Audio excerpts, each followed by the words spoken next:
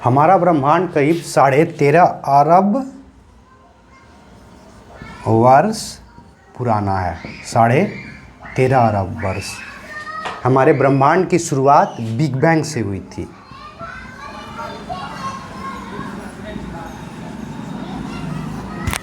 और big bang के साथ ही स्पेस टाइम यानी कि समय और आकाश या निर्वात, और साथ में मैटर और ऊर्जा, एनर्जी, पदार्थ और ऊर्जा, इनकी शुरुआत हुई। बिग बैंग के समय में केवल एक ही फोर्स था जो काम कर रहा था, एक ही फंडामेंटल फोर्स काम कर रहा था। जैसे जैसे ब्रह्मांड फैलता गया, इस एक फंडामेंटल फोर्स से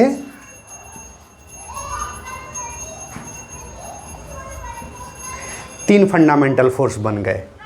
एक हुआ इलेक्ट्रोवीक फोर्स,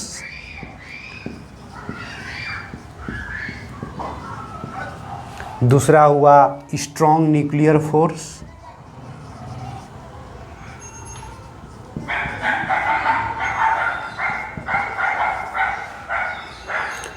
और तीसरा हुआ ग्रेविटेशनल फोर्स।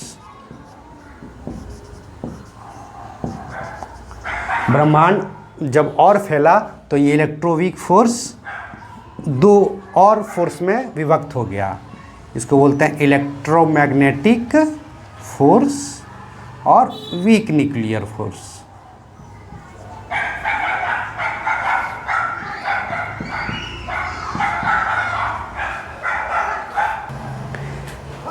अब जानते हैं कि इलेक्ट्रोमैग्नेटिक फोर्स है क्या।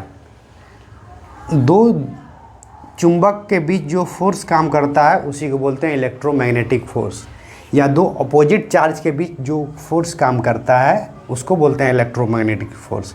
यानी ये पॉजिटिव चार्ज, ये नेगेटिव चार्ज, इन दोनों के बीच जो फोर्स लग रहा है उसको बोलते हैं electromagnetic force. Weak nuclear force क्या है? Weak nuclear force radio active particles, radio active decay में काम करता है। रेडियो एक्टिव डीके यानी कि कभी कभी होता क्या है, कुछ ऐसे तत्व हैं जो बहुत रेडियो एक्टिव होते हैं, विकिरण उत्पन्न करते हैं, उनसे electron, alpha particle, proton, high energy proton निकलते रहता है। किस कारण से? इस वीक न्यूक्लियर फोर्स के कारण। तो उसमें वीक न्यूक्लियर फोर्स काम करता है। स्ट्रॉन्ग न्यूक्लियर फोर्स क्या है? स्ट्रॉन्ग न्यूक्लियर फोर्स प्रोटॉन और न्यूट्रॉन जो न्यूक्लियस के अंदर है, वो स्ट्रॉन्ग न्यूक्लियर फोर्स के कारण आपस में एक दूसरे से गुथे रहते हैं, या कह सकते हैं कि प्रोटॉन और न्यूट्रॉन क्वार्क से मिलकर बने हैं, 3 क्वार्क से मिलकर बने हैं। स्ट्रॉन्ग न्यूक्लियर फोर्स के कारण ही 3 क्वार्क से मिलकर प्रोटॉन और न्यूट्रॉन बनता है। तो स्ट्रॉन्ग न्यूक्लियर फोर्स न्यूक्लियस के फॉर्मेशन के लिए जिम्मेदार है। और ग्रेविटेशनल फोर्स क्या है? वो बहुत ही लार्ज स्केल पे काम करता है।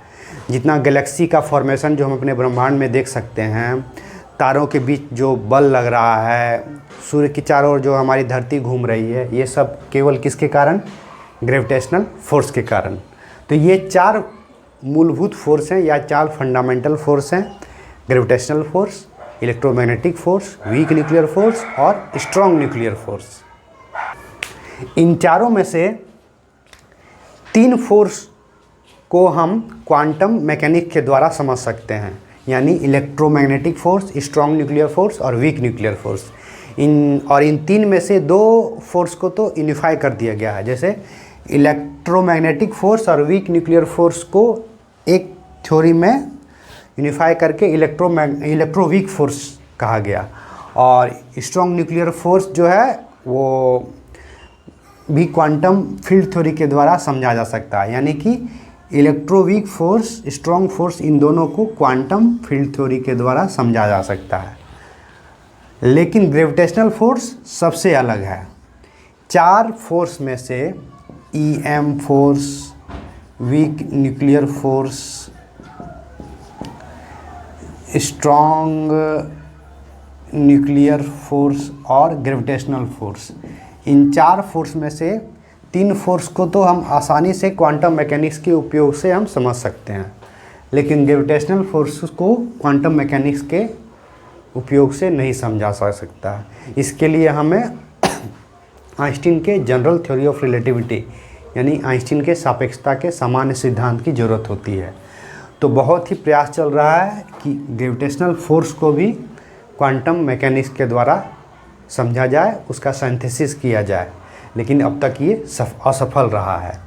तो भौतिकी में एक ट्रेंड रहा है किसी भी चीज़ को यूनिफाई करना, जैसे कि पहले मैटर एंड और एनर्जी अलग अलग था, आइंस्टीन ने उसको यूनिफाई करके कर दिया matter energy. Space and time अलग अलग था, उसको यूनिफाई करके किया गया स्पेस एंड टाइम। उसी तरह इलेक्ट्रिक फोर्स और मैग्नेटिक फोर्स दोनों अलग अलग था, दोनों अलग अलग चीज़ें थी, इलेक्ट्रिसिटी और मैग्नेटिज्म, दोनों को एक कर दिया गया इलेक्ट्रोमैग्नेटिज्म। वीक न्यूक्लियर फोर्स और इलेक्ट्रोमैग्नेटिक फोर्स अलग अलग नज़र आता था, लेकिन दोनों को एक कर दिया गया इलेक्ट्रो वीक फोर्स। इस तरह उसी तरह थर्मोडायनेमिक्स, स्टैटिक्स, ये थर्मोस्टैटिक्स, थर्मोडायनेमिक्स दोनों अलग अलग था, लेकिन उस दोनों को यूनिफाई करके एक क्या बोलते हैं स्टैटिकल मैकेनिक्स में यूनिफाई किया गया। उसी तरह से इसको भी यूनिफाई करने का प्रयास किया जा रहा है ग्रेविटेशनल फोर्स को बाकी सब फोर्स के कारण। लेकिन इसमें सबसे बड़ा अड़चन क्या है, सबसे बड़ी चुनौती क्या है? स्पेस और टाइम का और अच्छे से समझ। अभी स्पेस एंड टाइम के बारे में समझ आइंस्टीन के सापेक्षता के सिद्धांत से ही मिल सकती है, लेकिन जब तक इसको फिर से इसको डिफाइन नहीं किया जाए, फिर नए तरीके से इसको नहीं समझा जाए, तब तक हम ग्रेविटेशनल फोर्स को क्वांटम मैकेनिक्स के द्वारा हम समझ नहीं सकते हैं।